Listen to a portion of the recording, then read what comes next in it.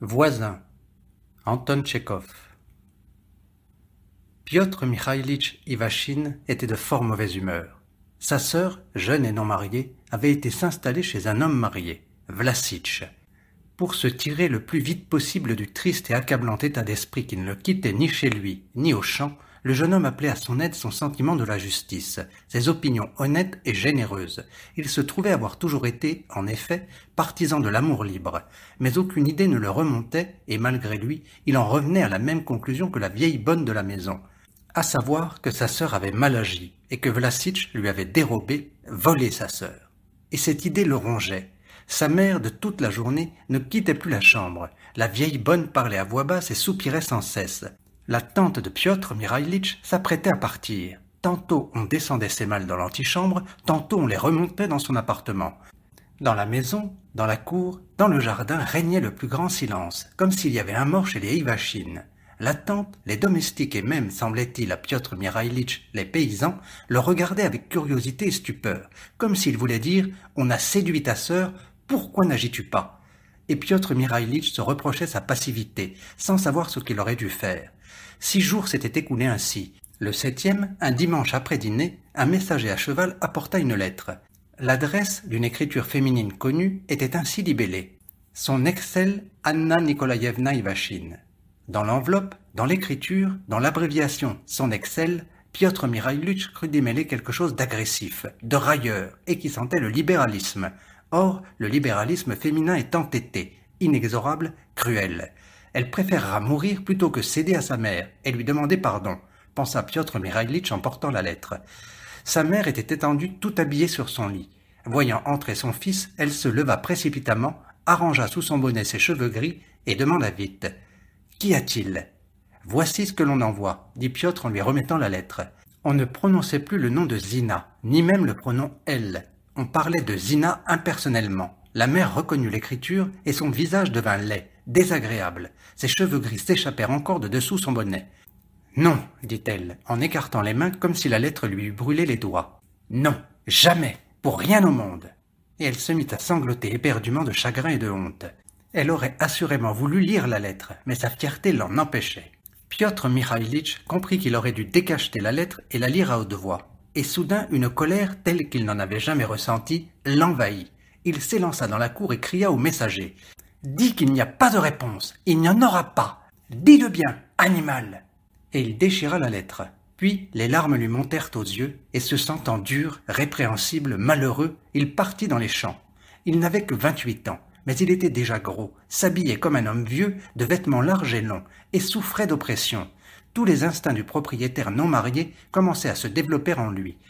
Il ne s'amourachait de personne, ne songeait pas au mariage, n'aimait que sa mère, sa sœur, la vieille bonne et le jardinier Vassilitch. Il aimait à bien manger, à faire la sieste, à parler politique et à traiter les plus hautes questions. Il avait fait jadis des études à l'université et considérait maintenant ce temps-là comme le paiement d'une dette auquel la jeunesse est astreinte de 18 ans à 25 ans. Maintenant, les idées qu'il avait en tête n'avaient plus rien de commun avec l'université et les sciences qu'il y avait étudiées. Dehors, il faisait chaud et doux, comme quand il va pleuvoir. On était dans le bois comme dans une étuve, et une forte odeur de pin et de feuilles pourries s'exhalait. Piotr Mikhaïlitch s'arrêtait souvent et s'épongeait le front. Il examina ses blés d'hiver et ses blés d'été, ses trèfles, d'où, par 2 fois, il fit lever une perdrix et ses petits. Et tout le temps, il pensait que cette insupportable situation ne pouvait pas se prolonger indéfiniment. Il fallait en finir d'une façon ou d'une autre, d'une façon même bête et sauvage, mais en finir. Que faire ? Comment s'y prendre ? Se demandait-il en regardant d'un air suppliant le ciel et les arbres, comme s'il demandait leur aide. Mais le ciel et les arbres se taisaient. Les opinions généreuses de Piotr Mikhaïlitch ne lui étaient d'aucun secours. Le bon sens lui soufflait qu'on ne pouvait résoudre le torturant problème que d'une façon stupide, et que la scène d'aujourd'hui avec le messager ne serait pas la dernière. Il était effrayant de songer à ce qui arriverait encore. Quand il en rentra, le soleil baissait déjà. Il semblait maintenant à Piotr Mikhaïlitch que le problème était insoluble. On accepte ou on n'accepte pas un fait accompli. Il n'y a pas de milieu. Le chapeau à la main, s'éventant avec son mouchoir, il marchait sur la route. Il était à peu près à 2 verstes de la maison lorsqu'il entendit un tintement gai. C'était une combinaison très réussie de clochettes et de grelots, faisant un bruit cristallin qu'avait seul dans le district le chef de police Medovski, ancien officier de hussards, ruiné, usé et malade. Parent éloigné de Piotr Mikhaïlitch, il venait voir familièrement les Ivachine, ressentait pour Zina des sentiments paternels et était plein d'admiration pour elle. « Je vais chez vous, dit-il à Piotr Mikhaïlitch quand il l'eut rattrapé. « Montez, je vous emmène. » Il souriait et semblait content. Il ne savait évidemment pas encore que Zina était partie chez Vlassitch ou, si on le lui avait dit, il n'y croyait pas. Piotr Mikhaïlitch se sentit dans une situation gênante. « Très heureux, murmura-t-il en devenant cramoisi, ne sachant quel mensonge inventer. « Enchanté, mais Zina est absente et maman est malade. »« Que c'est ennuyeux, » dit le chef de police, regardant pensivement Piotr Mikhaïlitch. « Moi qui comptais passer la soirée chez vous. Où donc est allée Zinaïda Mikhailovna ? Chez les Sinitsky, et de chez eux, je crois qu'elle voulait pousser jusqu'au couvent. Je ne sais pas au juste. » Le chef de police causa quelques instants avec lui et repartit. Piotr Mikhaïlitch, en continuant sa route, songeait avec effroi ce qu'éprouverait Médovski quand il connaîtrait la vérité, et le ressentant lui aussi, il arriva chez lui. « Seigneur, aide-moi » pensait-il, « aide-moi » Dans la salle à manger, pour le thé du soir, il ne trouva que sa tante. Son expression laissait voir clairement, comme d'habitude, que bien que faible et sans appui, elle ne laisserait personne la rabaisser. Piotr Mikhaïlitch, qui ne l'aimait pas, s'assit à l'autre bout de la table et se mit, sans dire un mot, à avaler son thé. « Ta mère, aujourd'hui encore, n'a pas dîné, » lui dit sa tante. « Tu devrais y faire attention.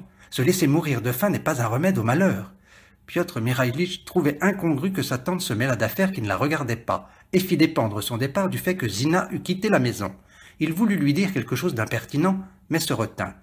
Et, en se retenant, il comprit que le moment d'agir était arrivé. Il n'avait plus la force de se contraindre. Ou agir immédiatement, ou se rouler à terre en hurlant. Piotr Mikhaïlitch se représentait Zina et Vlassitch, libéraux tous les deux, contents d'eux-mêmes, s'embrassant sous un érable. Et tout ce qui s'était amassé en lui de pénible et de méchant pendant une semaine se déversa sur Vlassitch. L'un séduit ma sœur, un autre viendra tuer ma mère, un troisième incendiera la maison ou nous volera. Et tout cela sous le couvert de l'amitié, des hautes idées, de la souffrance humaine. Non, ce ne sera pas, conclut soudain Piotr Mikhaïlitch en frappant du poing sur la table. Il se leva et sortit en courant de la salle à manger. À l'écurie, le cheval du régisseur était sellé. Piotr Mikhaïlitch l'enfourcha et partit au grand trot, se rendant chez Vlassitch. En son âme, l'orage grondait. Il sentait le besoin de faire quelque chose d'extraordinaire, d'extravagant, dût-il s'en repentir toute sa vie. Il allait traiter Vlassitch de lâche, le gifler et se battre en duel avec lui.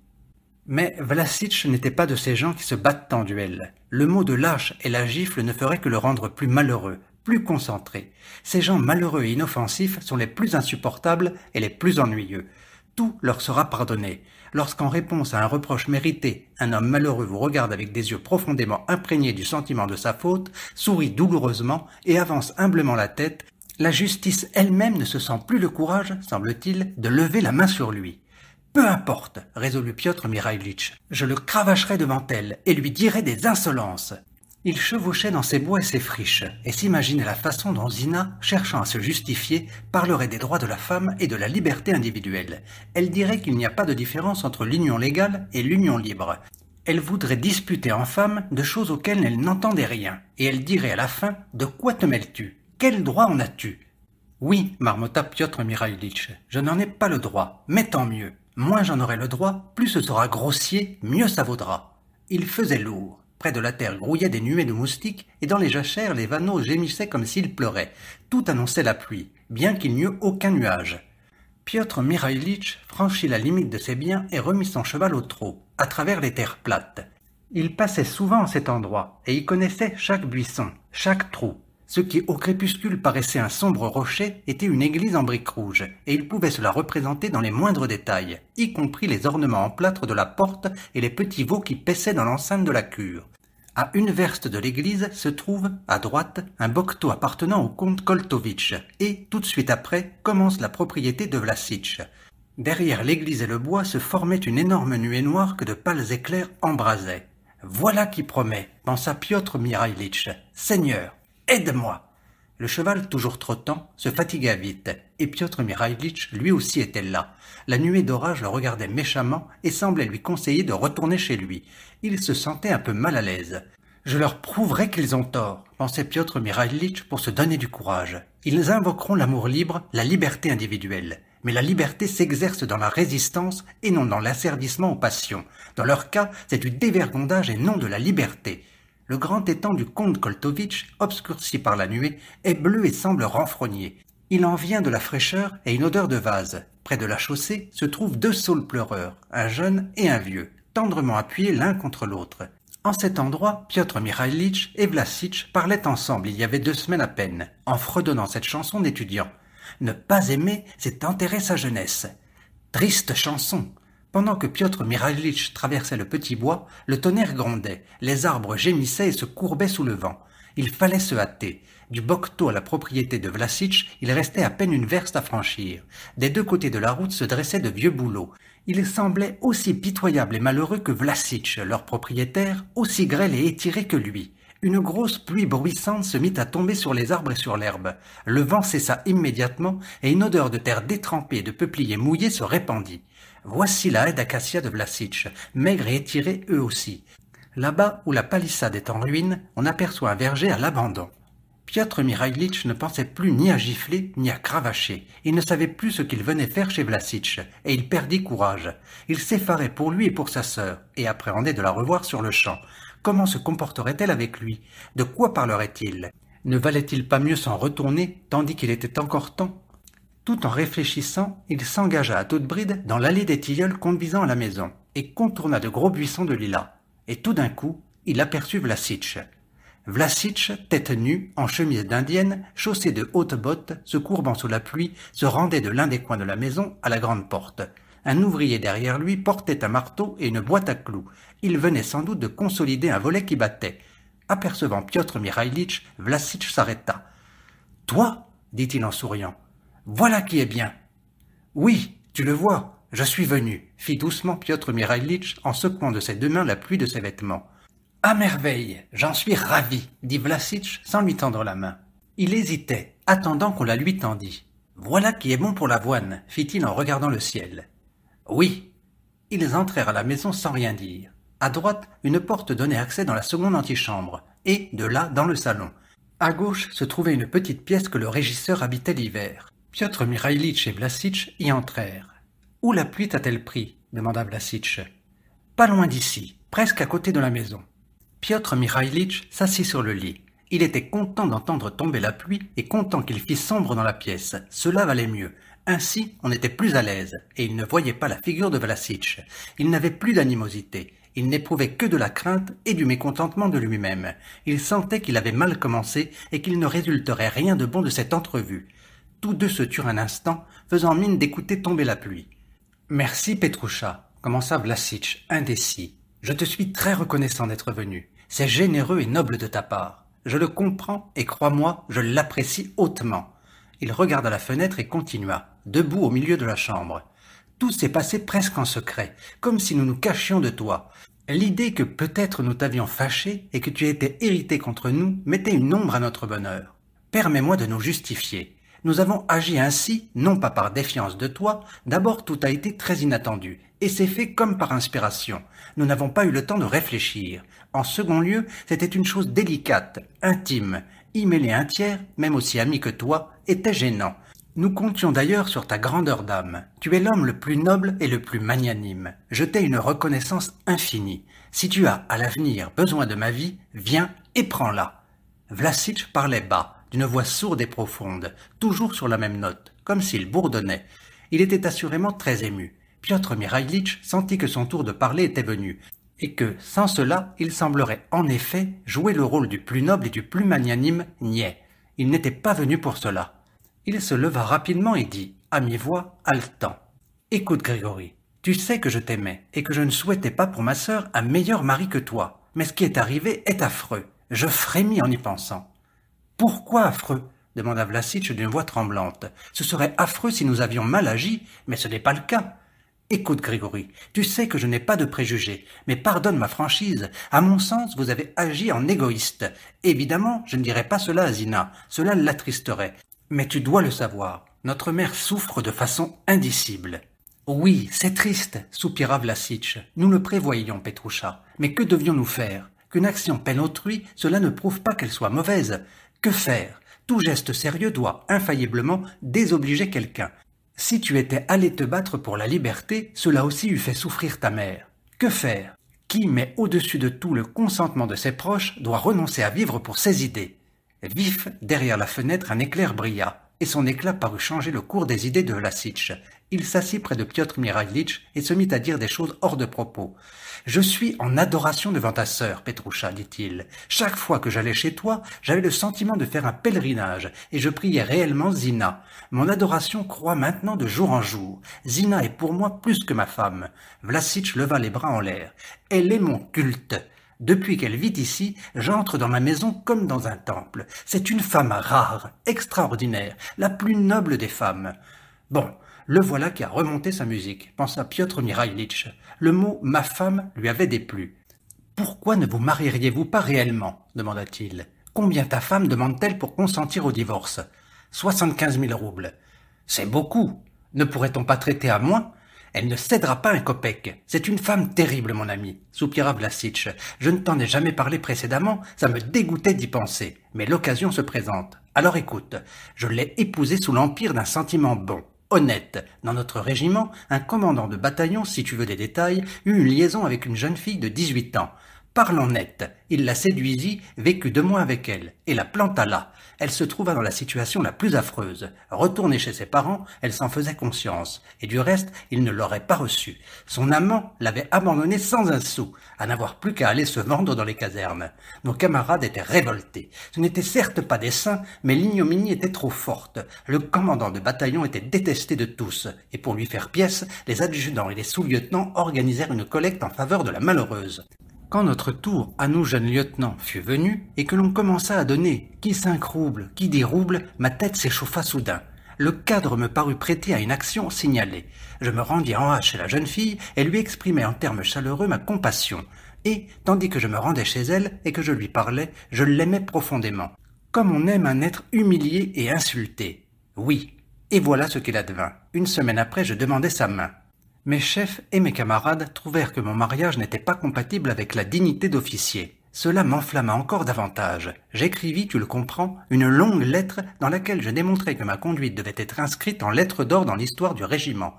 J'envoyai la lettre au commandant et une copie à mes camarades. J'étais naturellement excité et cela ne se passa pas sans paroles vives. On me pria de quitter le régiment. J'ai gardé le brouillon de la lettre. Je te la lirai un jour. C'est écrit avec beaucoup de sentiments. Tu verras quelle belle lettre et lumineuse minute j'ai vécue. Alors, je donnai ma démission et vins ici avec ma femme. Mon père avait laissé quelques dettes. Je n'avais pas d'argent. Ma femme fit dès le début des connaissances, devint coquette. Elle jouait et je fus obligé d'hypothéquer mes biens. Elle menait une mauvaise vie. Et de tous nos voisins, toi seul ne fus pas son amant. Au bout de 2 ans, je lui donnai une certaine somme, tout ce que j'avais alors, et elle partit pour la ville. Maintenant encore, je lui envoie 1200 roubles par an. C'est une femme terrible. Il existe, frère, une mouche qui dépose ses larves sur le dos d'une araignée, de façon que l'araignée ne puisse pas les faire tomber. La larve se colle à l'araignée et lui suce le sang. De même, cette femme s'est collée à moi et boit tout mon sang. Elle me déteste et me méprise pour la bêtise que j'ai fait de l'épouser. Ma générosité lui semble déplorable. Un homme d'esprit m'a plaqué, dit-elle, et un imbécile m'a ramassé. Et à bon sens, seul un idiot comme moi pouvait agir ainsi. Et cela, frère, m'est très douloureux. Par parenthèse, je te le dis, le sort me poursuit. Il me courbe comme un arc. Piotr Mihalitch écoutait Vlasic et se demandait avec stupeur ce qui, en cet homme, avait pu plaire à Zina. Pas jeune, 41 ans, efflanqué, sec, étroit de poitrine, le nez long, des poils blancs dans la barbe, et quand il parle, il bourdonne, sourit maladroitement et gesticule. Ni santé, ni joli air, ni savoir-vivre, ni gaieté. Quelque chose de terne, d'indécis. Il s'habille sans goût, son intérieur est triste, et il ne fait pas cas ni de la poésie, ni de la peinture, parce qu'elles ne répondent pas, dit-il, aux préoccupations de l'heure. Autrement dit, il ne les comprend pas. La musique ne le touche pas. Il ne sait pas mener ses affaires, son bien est dans le plus complet abandon et hypothéqué. Il paie 12% pour le second emprunt et doit encore 10 000 roubles sur billet. Quand vient le moment de payer ses intérêts ou d'envoyer de l'argent à sa femme, il demande à emprunter à tout le monde, avec la mine de quelqu'un dont la maison brûle. Et à ce moment-là, il vend à corps perdu toute sa provision de fagots d'hiver pour 5 roubles. Une meule de paille pour 3 roubles, et peu après, il donnera l'ordre de chauffer ses cheminées avec la barrière de son jardin, ou les châssis de ses serres. Les pourceaux endommagent ses prés.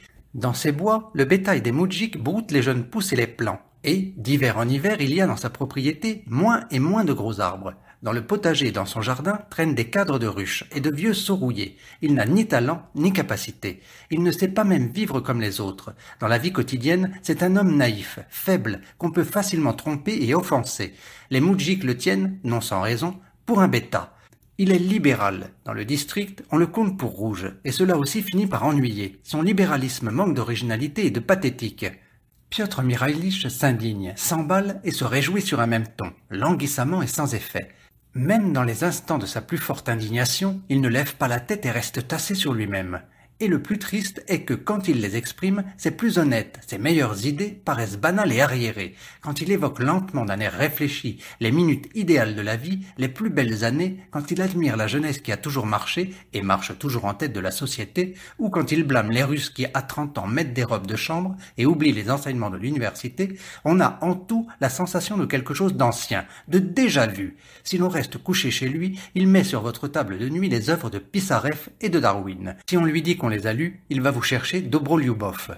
Tout cela dans le district était appelé libre pensée, et beaucoup tenaient la libre pensée de Vlassitch pour une innocente et inoffensive manie, mais elle le rendait très malheureux. Elle était pour lui la larve dont il aimait à parler. Elle s'était fortement collée à lui et buvait son sang. Dans le passé, un mariage étrange, dans le goût de Dostoïevski. D'interminables lettres, avec des citations, transcrites d'une laide et illisible écriture, les unes et les autres remplies de sentiments, d'interminables malentendus, des explications, des désenchantements, puis des dettes, sa seconde hypothèque, la rente de sa femme, les emprunts mensuels, tout cela sans profit pour lui, ni pour les autres. Actuellement, comme jadis, il est toujours pressé, cherche à faire des actions d'éclat, se mêle des affaires des autres, et à l'occasion il écrit toujours de longues lettres avec des citations. Il tient des conversations fatigantes et banales, sur la commune rurale, le relèvement de l'industrie villageoise, ou sur la création de fromageries. Et ces conversations sont si ressemblantes entre elles qu'on les croirait non pas issues d'un cerveau vivant, mais fabriquées à la machine. Et pour en finir, ce scandale avec Zina, qui s'achèvera on ne sait comment. Zina cependant est jeune, 22 ans à peine, belle, distinguée, gaie, rieuse, musicienne enragée, bavarde, aimant à discuter. Elle s'entend en toilette, en beaux meubles, en littérature. Elle n'aurait jamais supporté chez elle une chambre comme celle-ci imprégnée d'une odeur de bottes et d'eau de vie de mauvaise qualité. Elle aussi est libérale, mais dans son libéralisme, on sent un trop-plein de force, la jactance d'une jeune fille hardie, la soif de devenir un être meilleur, plus original que les autres. Comment a-t-elle pu s'amouracher de Vlassitch? Lui, un Don Quichotte fanatique, entêté, maniaque. Elle, pensait Piotr Mikhaïlitch, aussi légère, aussi faible de caractère, aussi malléable que moi. Nous cédons vite et sans résistance. Elle l'a aimé. Et moi-même, est-ce que je ne l'aime pas malgré tout? Piotr Mikhaïlitch comptait Vlassitch pour honnête homme, mais très borné et exclusif. Il n'apercevait dans ses effervescences et ses souffrances, et dans toute sa vie, aucun but élevé, proche ou lointain, mais rien que l'ennui et le manque de savoir-vivre. Son abnégation, et ce que Vlassitch appelait ses actions d'éclat, lui semblait une déperdition de force, des coups de feu à blanc, dans lesquels on gaspille beaucoup de poudre. La loi fanatique de Vlassitch, en une honnêteté extraordinaire et en l'infaillibilité de ses raisonnements, lui semblait naïve et même maladive. Il ne comprenait pas non plus qu'il eût réussi toute sa vie à confondre le grand et le mesquin, qu'il eût fait un mariage inepte en croyant accomplir une action d'éclat, et qu'il eût ensuite contracté des liaisons dans lesquelles il pensait toujours voir le triomphe d'une idée. Et malgré tout, Piotr Mikhaïlitch aimait Vlassitch, sentant en lui on ne sait quelle force, et il n'avait jamais le courage de le contredire. Vlassitch s'était assis tout près de Piotr Mikhaïlitch, pour que le bruit de la pluie joint à l'obscurité ne l'empêchât pas de l'entendre, et, après avoir tout sauté, il s'apprêtait à lui raconter quelque longue histoire dans le genre de son mariage. Mais, excédé, Piotr Mikhaïlitch ne voulut plus l'écouter. Il se tourmentait à l'idée de voir survenir sa sœur. « Oui, lui accorda-t-il doucement, tu n'as pas eu de chance, mais, pardon, nous nous sommes éloignés de la question principale, nous ne parlons pas de ce qu'il faut. » « En effet. Alors, revenons à la question. » dit Vlassitch en se levant. « Je t'ai dit, Petroucha, que notre conscience est tranquille. Nous ne sommes pas mariés, mais que notre union soit pleinement légitime, ce n'est pas à moi à en faire la preuve, et tu n'as pas à l'écouter. Ta pensée, là-dessus, est aussi libre que la mienne. Dieu merci, il ne peut pas y avoir sur ce point de divergence de vue entre nous.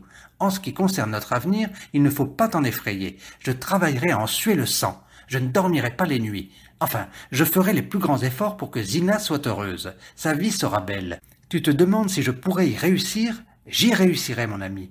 Quand un homme pense sans cesse à une même chose, il ne lui est pas difficile d'arriver à ce qu'il veut. Mais allons trouver Zina, il faut qu'elle se réjouisse de ta venue. » Le cœur de Piotr Mihalitch se mit à battre. Il se leva et suivit Vlassitch dans l'antichambre, puis au salon.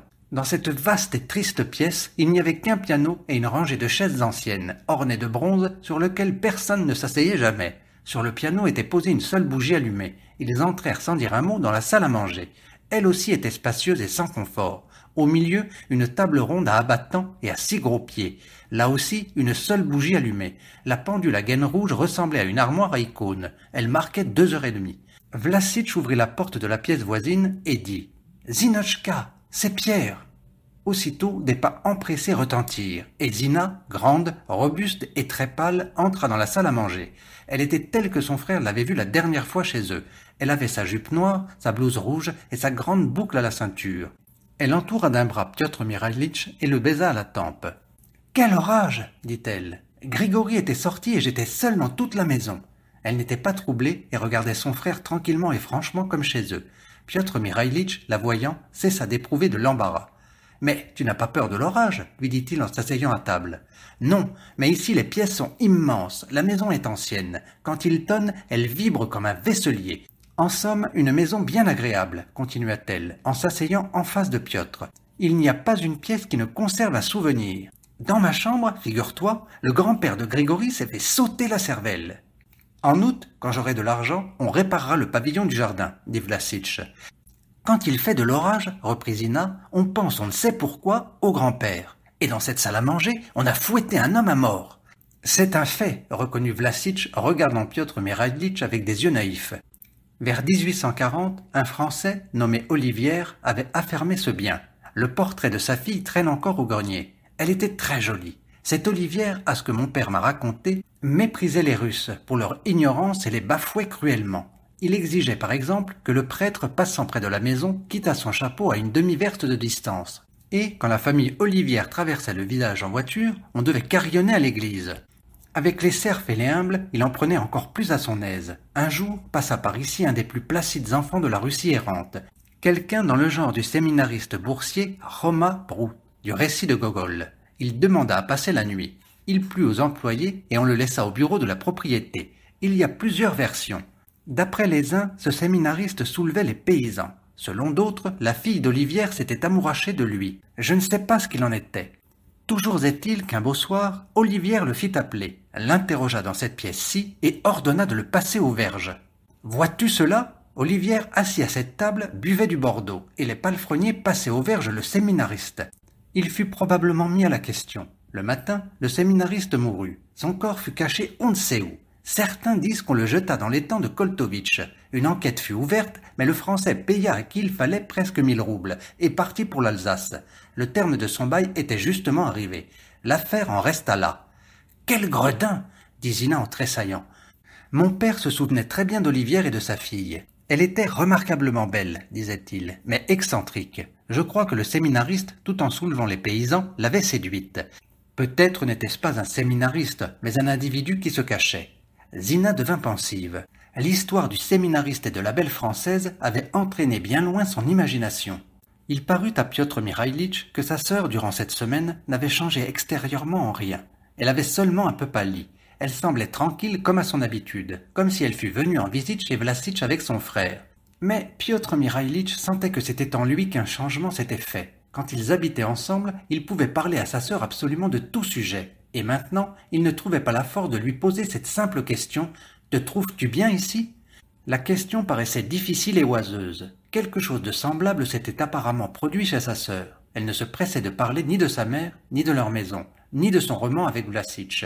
Elle ne se justifiait pas, ne disait pas que le mariage civil vaut mieux que le mariage religieux, elle ne se troublait pas. Elle méditait paisiblement l'histoire d'Olivière, et il se remit on ne sait pourquoi à parler de cet homme. « Vous avez tous deux les épaules mouillées, remarqua Zina. Et elle sourit joyeusement, touchée de cette petite ressemblance entre son frère et Vlassitch. Piotr Mihalitch sentait toute l'amertume et toute l'horreur de sa situation. Il se rappela leur maison vide, le piano fermé et la chambre si claire de Zina dans laquelle on n'entrait plus. Il se rappela qu'il n'y avait plus, sur le sable des allées, trace de ses petits pieds, et que personne le soir, avant le thé, n'allait plus se baigner en riant aux éclats.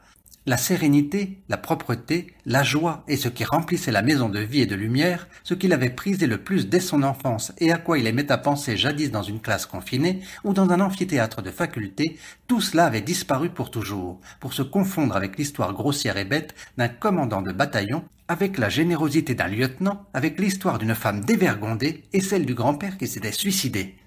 Commencer à parler de leur mère, penser que le passé pouvait revivre, c'eût été paraître ne pas comprendre ce qui était évident. Les yeux de Piotr Mikhaïlitch se remplirent de larmes et sa main posée sur la table se mit à trembler. Zina devina à quoi il pensait. Ses yeux aussi devinrent rouges et brillants. « Grigori, viens !» dit-elle. Tous deux se retirèrent près de la fenêtre et parlèrent à voix basse. Et, à la façon dont Vlassitch se penchait vers elle et dont elle le regardait, Piotr Mikhaïlitch comprit une fois de plus que tout était réglé irréparablement, et qu'il n'y avait plus à parler de rien. Zina sortit. « Ainsi voilà, frère, » dit Vlassitch en souriant et se frottant les mains. « J'ai appelé il y a un instant notre vie un bonheur, mais, ce faisant, je me pliais pour ainsi dire à une formule littéraire. En réalité, nous n'avions pas encore la sensation du bonheur. Zina pensait toujours à toi, à sa mère, et souffrait. Et à la voir, je souffrais aussi. C'est une nature indépendante, hardie, mais tant qu'elle n'est pas encore habituée, c'est dur, tu le penses bien. Et puis, elle est encore si jeune. La bonne l'appelle mademoiselle. C'est un rien, mais cela la froisse. Voilà, frère. » Zina apporta une assiette de fraises. Derrière elle parut une petite bonne, humble et craintive. La bonne déposa sur la table une jatte de lait et sortit après les avoir salués très bas. Il y avait en elle quelque chose d'assorti au vieux meuble. On n'entendait plus la pluie. Piotr Mikhaïlitch mangea des fraises, tandis que Zina et Vlassitch le regardaient sans parler. Le moment de la conversation superflue, mais inévitable, approchait. Tous trois en sentaient tout le désagrément. Les yeux de Piotr Mikhaïlitch se remplirent à nouveau de larmes. Il écarta son assiette et déclara qu'il était tard, il devait rentrer, et que la pluie pouvait reprendre. Il était temps que Zina, par bienséance, parlât de sa famille et de sa nouvelle vie. « À la maison, que fait-on » demanda-t-elle, et sa figure se crispa. « Et maman ?» « Tu connais maman, » répondit Piotr Mikhaïlitch sans la regarder. « Petroucha, dit-elle, en mettant la main sur le bras de son frère. Il remarqua combien il lui était pénible de parler. « Tu as beaucoup réfléchi à ce qui s'est passé. Dis-moi si je peux compter que maman pardonne un jour à Grigori, et, en somme, accepte la situation. » Elle était tout près de son frère, visage à visage, et il s'étonnait de la voir si belle et de ne pas l'avoir remarquée plus tôt. Il lui semblait étrangement absurde que sa sœur, qui ressemblait à leur mère, distinguée, affinée, vécût chez Vlassitch et avec lui, auprès de la bonne figée, de la table à 6 pieds, dans cette maison où l'on avait fait mourir un homme sous les verges. Il lui semblait singulier qu'elle ne revint pas à la maison avec lui et restât couchée ici. « Tu connais maman » dit-il sans répondre à la question. « À mon avis, il faudrait sauver les apparences, faire quelque chose, lui demander pardon. » Mais demander pardon, c'est paraître avoir mal agi. Pour la tranquillité de maman, je puis en faire semblant, mais cela ne servira de rien. Je connais maman, advienne que pourra, dit Zina, soulagée de ce que le plus désagréable fut dit. Laissons passer 5, 10 ans, nous verrons alors ce que Dieu nous réserve. Elle prit son frère sous le bras et s'appuya à lui en traversant l'antichambre obscure. Ils sortirent sous l'auvent de la porte et Piotr Mikhaïlitch prit congé, se mit en selle et partit au pas. Zina et Vlassitch l'accompagnèrent un peu. L'air était chaud, calme et le foin coupé embaumait. Dans le ciel, entre les nuages, les étoiles brillaient. Le vieux jardin de Vlassitch, témoin de tant d'événements tristes, dormait, enfoui dans l'ombre, et, en le traversant, on se sentait triste sans savoir pourquoi. « Nous avons aujourd'hui, après dîner, dit Vlassitch, passé avec Zina de bien belles minutes. Je lui ai lu un très bel article sur l'émigration.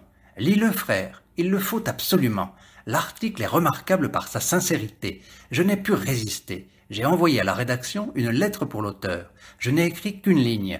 Merci, je serre très fort votre honnête main. » Piotr Mikhaïlitch eut envie de lui dire « Ne te mêle donc pas des affaires qui ne sont pas les tiennes. » Mais il se tut. Vlassitch marchait près de l'étrier droit, Zina près du gauche. Tous deux semblaient avoir oublié qu'il fallait rentrer chez eux. Il faisait humide maintenant, et le bois de Koltovitch était proche. Piotr Mikhaïlitch comprit qu'ils attendaient quelque chose sans savoir au juste ce que c'était. Ils lui firent pitié. À présent qu'il marchait d'un air humble et pensif, à côté de son cheval, il était convaincu qu'ils étaient malheureux et ne pouvaient pas être heureux. Leur amour lui sembla une erreur triste et irréparable. L'idée qu'il ne pouvait rien pour eux emplit son âme d'une telle prostration que pour dominer ce pénible sentiment, il était prêt à n'importe quel sacrifice. « Je viendrai coucher ici de temps à autre, leur dit-il. » Mais ce fut comme s'il leur faisait une concession, et cela ne le satisfit pas. Ils s'arrêtèrent pour lui dire adieu. Piotr Mihalitch se pencha vers sa sœur et lui touchant l'épaule lui dit « Tu as raison, Zina, tu as bien fait. » Et pour n'en pas dire plus et ne pas fondre en larmes, il cravacha son cheval et partit au trot vers le bois. S'enfonçant dans l'obscurité, il se retourna et vit Vlassitch et Zina qui s'en retournaient chez eux, lui faisant de grands pas et elle le suivant de son allure sautillante. Il parlait avec animation. « Je ne suis qu'une vieille femme, pensa Piotr Mihalitch. Je suis venu pour trancher la question et n'ai fait que l'embrouiller encore plus. Enfin, qu'il s'arrange. » Son cœur était gros. Quand le bois fut passé, il mit son cheval au pas et l'arrêta près de l'étang. Il voulut s'asseoir et réfléchir un peu. La lune montait et se reflétait comme une colonne rouge sur l'autre bord de l'étang. Le tonnerre, au loin, grondait sourdement. Piotr Mihalitch regardait l'eau fixement. Il s'imaginait le désespoir de sa sœur, sa douloureuse pâleur et ses yeux secs quand elle serait obligée en public de masquer son humiliation. Il se l'imagina grosse, s'imagina la mort de leur mère, ses obsèques et l'épouvante de Zina, car la fière et superstitieuse vieille finirait par en mourir. Sur l'eau sombre et unie, il voyait se dessiner les plus effroyables visions d'avenir. Et, au milieu des pâles figures féminines, il se voyait faible, pusillanime, avec un air de faute. À 100 pas, au bord de l'étang, se tenait quelque chose de noir, immobile, un homme ou un tronc d'arbre. Piotr Mihalitch se rappela le séminariste qu'on avait supplicié et jeté dans cet étang. Olivière agit brutalement, pensa-t-il en regardant la sombre figure pareille à une apparition. Mais il résolut la question vaille que vaille. Moi, je n'ai rien tranché, et j'ai encore plus embrouillé les choses. Olivière faisait et disait ce qu'il pensait, tandis que je dis et fais ce que je ne pense pas. Et je ne sais pas au juste ce que je pense. Il s'approcha de la sombre figure, c'était un pilier pourri, resté de quelques bâtisses. Une odeur de muguet et de plantes mellifères arriva du bois et du jardin de Koltovitch. Piotr Mihalitch chevauchait au bord de l'étang, regardait l'eau tristement et se rappelant sa vie, il se convainquait que jusqu'à présent il disait et faisait ce qu'il ne pensait pas, et les gens lui rendaient l'appareil. Aussi, toute sa vie lui paraissait-elle aussi sombre que cette eau dans laquelle se mirait le ciel nocturne et où s'entrelaçaient les plantes d'eau. Et il lui semblait qu'il n'y avait aucun remède à cela.